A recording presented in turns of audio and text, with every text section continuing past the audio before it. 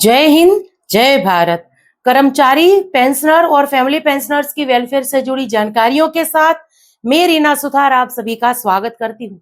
आज के इस वीडियो की शुरुआत करते हुए सबसे पहले बात कर लेते हैं उन टॉपिक की जिसकी जानकारी लेकर आज के इस वीडियो में आई हूँ। देखिए, आज हम सबसे पहले बात करेंगे कि क्या मार्च महीने की पेंशन में कोई बड़ा बदलाव होने जा रहा है। क्या मार्च महीने की पेंशन बढ़ी हुई आएगी? लगातार ऐसे सवाल जो है हमें कमेंट बॉक्स में देखने के लिए मिल रहे हैं। तो चलिए आज के इस वीडियो में इससे जुड़ी हुई कुछ जानकारी शेयर करती हूँ। इसके साथ साथ देखिए, फाइनेंस एक्ट 2025, इसके बाद फाइनेंस बिल 2026, हमारे ऐसे पेंशनर्स जो डिसेबिलिटी पेंशन ले रहे हैं, कहीं ना कहीं इन दोनों ही को लेकर उनके मन में जो है असमंजस की स्थिति बनी हुई है। हालांकि एक पूरा वीडियो मैंने डिसेबिलिटी पेंशन पर बनाया है, अगर आप वो देखना चाहें तो मेरे चैनल पर आपको वो मिल जाएगा। लेकिन इसके बावजूद अभी बहुत सारे सवाल हमारे डिसेबिलिटी पेंशनर्स के ऐसे हैं जिनके जवाब उनको नहीं मिले हैं। ऐसे में सरकार की तरफ से इसको लेकर कोई भी आश्वासन अगर दिया जाता है तो काफी महत्वपूर्ण हो जाता है। तो चलिए आज के इस वीडियो में डिसेबिलिटी पेंशन से जुड़ी हुई जानकारी भी शेयर करूंगी कि क्या 1 अप्रैल 2026 से हमारी डिसेबिलिटी पेंशन से टैक्स कटना शुरू होगा या नहीं। तो ये बात आज के इस वीडियो में हम करेंगे और इसके साथ साथ कम्यूटेशन से जुड़ी हुई कुछ जानकारी भी शेयर करूंगी। बहुत सारे कमेंट्स मुझे आए हैं कि मैम हमारी पेंशन से जो है कम्यूटेशन कटना बंद नहीं हो रहा है, कहीं 17 साल हो गए हैं, कहीं 20 साल हो गए हैं, तो इनको क्या करना है, बात ये करेंगे। और साथ ही में इस वीडियो के अंत में हम हमारी जो फैमिली पेंशनर्स हैं उनके लिए एक बेहद ही महत्वपूर्ण जानकारी शेयर करने वाले हैं उनकी पेंशन से संबंधित। तो जो भी हमारी फैमिली पेंशनर्स हैं या डिपेंडेंट है, उनको ये जानना बेहद ही जरूरी है। तो वीडियो में अंत तक बने रहिएगा। इस चैनल के माध्यम से दी गई जानकारी अगर आप सभी लोगों के लिए यूजफुल रह रही है तो लाइक और शेयर कर दीजिएगा। इस वीडियो को हाइप करके इस वीडियो को हर एक कर्मचारी, पेंशनर और फैमिली पेंशनर्स तक पहुंचाने में मुझे आपकी मदद चाहिए। तो वीडियो को हाइप जरूर से करिएगा। चैनल को सब्सक्राइब करना बेहद जरूरी है। चैनल पर नए हैं, सब्सक्राइब नहीं किया तो जल्दी से चैनल को सब्सक्राइब कर दीजिए और नोटिफिकेशन ऑन रखिए ताकि ऐसी महत्वपूर्ण अपडेट्स आपसे छूट ना जाए। आप चाहें तो इस चैनल को ज्वाइन भी कर सकते हैं, अदरवाइज मेरे फोन नंबर जो है सभी के पास अवेलेबल है, मैं अपने वीडियोस में शेयर करती रहती हूँ। चलिए आज के वीडियो की शुरुआत करते हुए सबसे पहले हम बात कर लेते हैं, मार्च महीने की पेंशन में होगा बड़ा बदलाव या मार्च महीने की पेंशन क्या बढ़ी हुई आएगी। लगातार ऐसे सवाल जब पूछे जा रहे हैं तो इसके बारे में वीडियो में बात करना इसलिए भी जरूरी हो जाता है क्योंकि देखिए अब 1-2 दिन में स्पर्श टीम के द्वारा पेंशन क्रेडिट का एडवांस मैसेज आना शुरू हो जाएगा। इसके साथ साथ हमारे ऐसे कर्मचारी, पेंशनर्स जिन्होंने बैंक में जाकर अपनी पेंशन स्लिप जो है उसको निकलवाना शुरू किया है, उनको भी पेंशन स्लिप थोड़े दिनों में मिल जाएगी। अब ये सवाल आएगा उनके मन में कि देखिए हमें तो पुरानी ही पेंशन मिली, यानी फरवरी या जनवरी में जो मिली थी पेंशन वही पेंशन हमें मिली है, इस बार मार्च महीने की पेंशन में कोई भी बढ़ोतरी क्यों नहीं हुई। और इस बात को लेकर वो परेशान भी हो सकते हैं। बहुत सारे ऐसे कमेंट्स हमें आए हैं जहां सोशल मीडिया में कुछ ऐसी जानकारियां की बात कही गई है कि ये कहा जा रहा है अलग अलग वीडियो में कि मार्च महीने की पेंशन बढ़ी हुई आएगी। तो इस बारे में मैं यहाँ स्पष्टता कर दूं कि मार्च महीने की पेंशन में कोई भी बड़ा बदलाव या किसी भी तरीके की बढ़ोतरी नहीं हुई है। केंद्र सरकार ने अभी बढ़े हुए महंगाई भत्तों की घोषणा नहीं की है। जब केंद्र सरकार ये घोषणा करेगी उसके बाद जो है लेटर्स वगैरह जारी होंगे, पहले सर्विंग पर्सन के लिए, फिर पेंशनर्स के लिए उनके विभागों के द्वारा, फिर उसके बाद जो है ये बढ़ोतरी हमारी सैलरी या पेंशन में दिखेगी। अप्रैल महीने की पेंशन हमारी बढ़ी हुई आएगी, ये कहीं ना कहीं देखिए कंफर्म लग रहा है, लेकिन मार्च महीने में कोई भी बदलाव नहीं होने वाला है। चलिए इसी के साथ वीडियो में आगे बढ़ते हुए बात करते हैं। जैसे कि वीडियो की शुरुआत में मैंने कहा था, हमारे ऐसे पेंशनर्स जिनकी डिसेबिलिटी पेंशन भी आ रही है, तो यहाँ पर फाइनेंस एक्ट 2025 से कहीं ना कहीं डिसेबिलिटी पेंशन को लेकर भी जो है कंफ्यूजन चला आ रहा था। फिर उसके बाद फाइनेंस बिल 2026 जो फरवरी में बजट जब पेश किया था निर्मला सीतारमण जी ने, उसके बाद अटकलें और तेज हो गई थी कि क्या अब डिसेबिलिटी पेंशन पर भी टैक्स लगेगा। हालांकि समय समय पर सरकार इसकी स्थिति को साफ करती आई है, लेकिन बावजूद इसके हमारे ऐसे डिसेबिलिटी पेंशनर्स हैं जो डिसेबिलिटी पेंशन ले रहे हैं, वो आज हर एक छोटी से छोटी अपडेट जानना चाहते हैं। यही कारण है कि देखिए मुझे बहुत सारे सवाल इसको लेकर आते हैं कि मैम बेहद ही साफ भाषा में, बिल्कुल आसान भाषा में हमें समझाइए कि डिसेबिलिटी पेंशन पर टैक्स लगेगा या नहीं लगेगा। डॉक्यूमेंट्स वगैरह की जो जटिलताएं हैं वो हमें समझ में नहीं आती है। कई बार ऐसे कमेंट्स हमारे सामने आते हैं। तो चलिए अभी ताजा अपडेट क्या है, सरकार की तरफ से हाल फिलहाल में क्या जवाब मिला है, इसको देख लेते हैं। तो देखिए हमारे एक lieutenant general retire DP Vats ji जो है, वो जब निर्मला सीतारमण जी से मिलने के लिए गए थे तो उनको डिसेबिलिटी पेंशन को लेकर क्या आश्वासन मिला है, क्योंकि वो इसी विषय को लेकर उनसे मिले थे और वित्त मंत्री निर्मला निर्मला सीतारमण के साथ अपनी मुलाकात के बारे में एक महत्वपूर्ण जानकारी उन्होंने साझा की है, जिसका जो ये मैसेज है उसको मैं आपको हिंदी में ट्रांसलेट कर अभी सुना रही हूँ। देखिए इस संदेश का मुख्य सार यही है कि वत्स जी ने व्यक्तिगत रूप से वित्त मंत्री निर्मला सीतारमण जी से मुलाकात की और भरोसा दिया है वित्त मंत्री जी ने कि उन्हें स्पष्ट रूप से आश्वासन दिया है कि डिसेबिलिटी पेंशन पर मिलने वाली इनकम टैक्स छूट में कोई बदलाव नहीं होने जा रहा है। उन्होंने ये बात भी संभावित लोगों तक पहुंचाने के लिए कही है ताकि टैक्स छूट को लेकर चल रही किसी भी तरह की आशंका या भ्रम को दूर किया जा सके। अगर सरल शब्दों में कहें तो डिसेबिलिटी पेंशन पर पहले की तरह ही टैक्स छूट मिलती रहेगी, इसमें सरकार कोई कटौती या बदलाव नहीं कर रही है।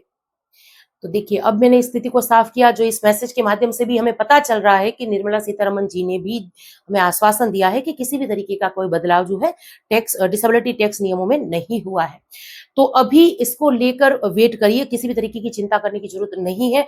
जो भी अपडेट होगी, जो सही सही अपडेट होगी, इस चैनल के माध्यम से आप तक जरूर से पहुंचाती रहूंगी। और अब वीडियो में आगे बढ़ते हुए हम बात करते हैं कम्यूटेशन से जुड़ी हुई। देखिए कम्यूटेशन से जुड़े हुए बहुत सारे कमेंट्स मेरे सामने आए हैं, मैं एक एक करके सभी नहीं पढ़ूंगी, लेकिन तकरीबन 10 से 15 ऐसे कमेंट्स थे जहां हमारे पेंशनर्स और कुछ फैमिली पेंशनर्स ने भी ये कंप्लेन की है कि उनकी पेंशन से कम्यूटेशन अभी भी कट रहा है।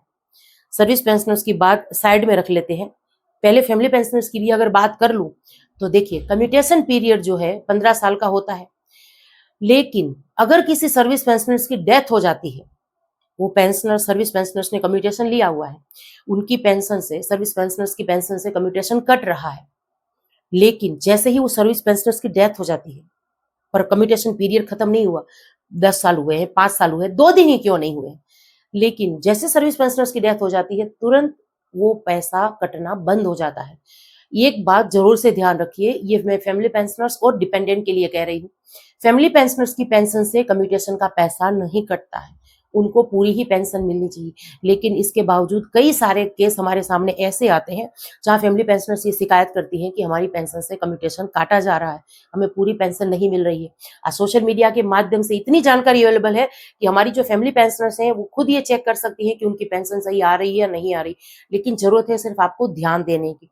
तो जरूर से चेक करिएगा कि आपको आपकी पूरी पेंशन मिल रही है या नहीं मिल रही। अब ये बात थी हमारी फैमिली पेंशनर्स के लिए। अब आते हैं सर्विस पेंशनर्स की बात पर।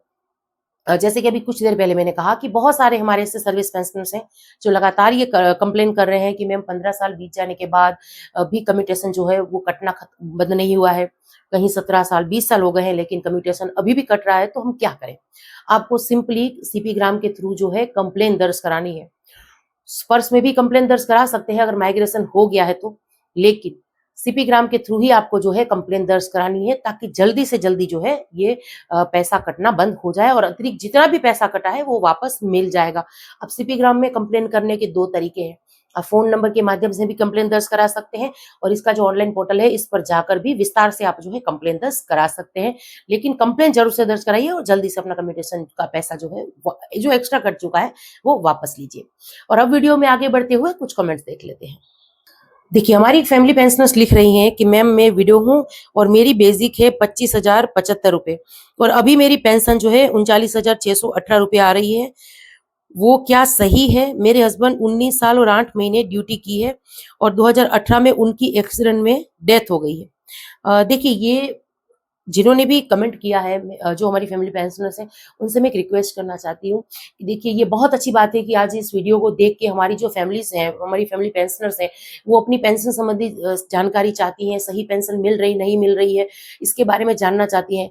लेकिन मैम जब तक आपकी, क्योंकि देखिए आपकी जो पेंशन है, आपको जो फैमिली पेंशन मिलती है वो आपके हस्बैंड की सर्विस के हिसाब से मिलती है और वो सर्विस की जब तक सारी डिटेल मेरे पास नहीं होगी मैं सही जानकारी नहीं शेयर कर पाऊंगी। और इसलिए और ये और इनके साथ साथ बहुत सारे ऐसे कमेंट्स हैं हमारे दूसरे पेंशनर फैमिली पेंशनर्स के जो आधे अधूरे थे, उनको मैं शामिल नहीं कर पाती हूँ वीडियो में। तो आप सभी से रिक्वेस्ट है, जब आप कोई जानकारी चाहती हैं तो अपनी सर्विस, अपने हस्बैंड की जो सर्विस डिटेल है वो सही तरीके से दीजिए ताकि मैं इसको लेकर जवाब दे पाऊँ। चलिए सबसे आखिर में ये कमेंट देख लेते हैं। एक लिख रहे हैं कि नमस्ते दीदी, क्या आप 2004 में रिटायर हुए हवलदार 18 साल 10 महीने की सेवा करने वाले हवलदार पोस्ट को एसीपी मिल सकता है।